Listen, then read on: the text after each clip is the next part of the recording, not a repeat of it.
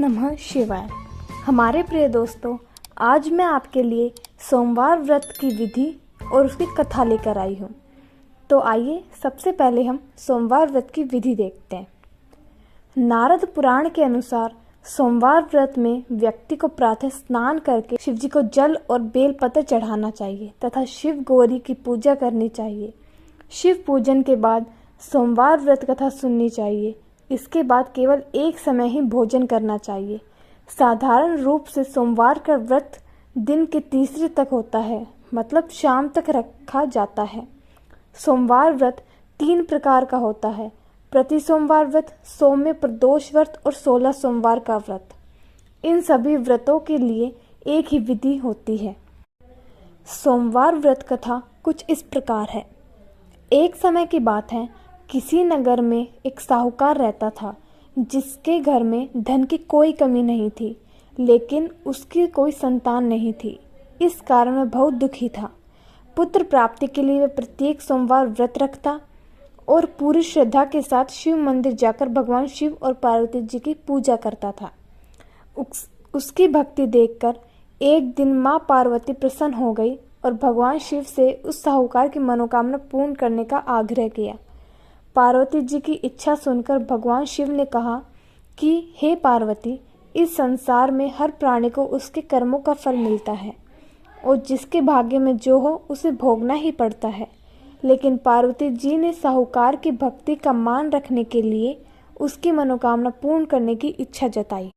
माता पार्वती के आग्रह पर शिव जी ने साहूकार को पुत्र प्राप्ति का वरदान तो दिया, लेकिन साथ ही यह भी कहा कि उसके बालक की आयु केवल 12 वर्ष होगी। माता पार्वती और भगवान शिव की बातचीत को साहूकार सुन रहा था। उसे ना तो इस बात की खुशी थी और ना ही दुख। वह पहले की भांति शिव जी की पूजा करता रहा। कुछ समय के बाद साहूकार के घर में एक पुत्र का जन्म हुआ।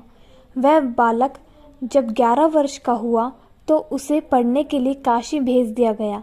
साहूकार ने पुत्र के मामा को बुलाकर उसे बहुत सारा धन दिया और कहा कि तुम इस बालक को काशी विद्या प्राप्ति के लिए ले जाओ और मार्ग में यज्ञ कराना। जहाँ भी यज्ञ कराओ वहाँ ब्राह्मणों को भोजन कराते और दक्षिणा देते हुए जाना। दोनों मामा भांजे इसी तरह यज्ञ कराते और ब्राह्मणों को दान दक्षिणा देते काशी की ओर चल पड़े। रात में एक नगर पड़ा जहाँ नगर के राजा की कन्या का विवाह था, लेकिन जिस राजकुमार से उसका विवाह होने वाला था वह एक आंख से काना था। राजकुमार के पिता ने अपने पुत्र के काना होने की बात को छुपाने के लिए एक चाल सोची। साहूकार के पुत्र को देखकर उसके मन में एक विचार आया। उसने सोचा, क्यों न इस लड़के को दूल्हा बनाकर राजकुमारी से विवाह करा दूं। विवाह के बाद इसको धन देकर विदा कर दूंगा और राजकुमारी को अपने नगर ले जाऊंगा। लड़के को दूल्हे के वस्त्र पहनाकर राजकुमारी से विवाह करा दिया गया, लेकिन साहू का पुत्र ईमानदार था। उसे यह बात न्याय संगत नहीं लगी। उसने अवसर पाकर राजकुमारी की चुन्नी के पल्ले पर लिखा कि तुम्हारा विवाह तो मेरे साथ हुआ है, लेकिन जिस राजकुमार के संग तुम्हें भेजा जाएगा वह एक आंख से काना है। मैं तो काशी पढ़ने जा रहा हूँ।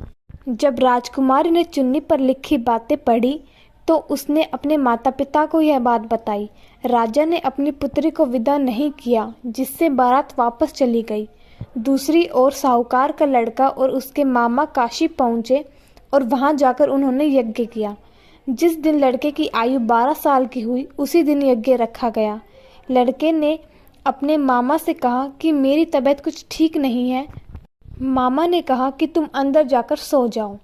शिवजी के वरदान अनुसार कुछ ही देर में उस बालक के प्राण निकल गए। मृत भांजे को देख उसके मामा ने विलाप शुरू कर दिया। संयोगवश उसी समय शिवजी और पार्वती उधर से जा रहे थे। पार्वती ने भगवान से कहा, स्वामी, मुझे इसके रोने का स्वर सहन नहीं हो रहा। आप इस व्यक्ति के कष्ट को अवश्य दूर करें। जब शिवजी मृत बालक के समीप गए तो वह बोले कि यह उसी साहूकार का पुत्र है जिसे मैंने 12 वर्ष की आयु का वरदान दिया। अब इसकी आयु पूरी हो चुकी है, लेकिन मातृभाव से विभोर माता पार्वती ने कहा कि हे महादेव, आप इस बालक को और आयु देने की कृपा करें, अन्यथा इसके वियोग में इसके माता पिता भी तड़प तड़प कर मर जाएंगे।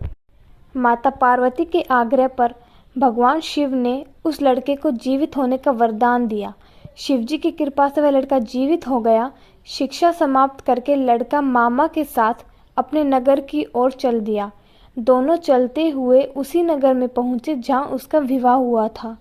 उस नगर में भी उन्होंने यज्ञ का आयोजन किया। उस लड़के के ससुर ने उसे पहचान लिया और महल में ले जाकर खूब खातिरदारी करी और अपनी पुत्री को विदा किया। इधर साहूकार और उसकी पत्नी भूखे प्यासे रहकर रखा था कि यदि उन्हें अपने बेटे की मृत्यु का समाचार मिला तो वह भी प्राण त्याग देंगे, परंतु अपने बेटे के जीवित होने का समाचार पाकर वह बहुत प्रसन्न हुई। उसी रात भगवान शिव ने व्यापारी के सपने में आकर कहा, हे श्रेष्ठी, मैंने तेरे सोमवार के व्रत करने और व्रत कथा सुनने से प्रसन्न होकर तो तेरे पुत्र को लंबी आयु प्रदान की है।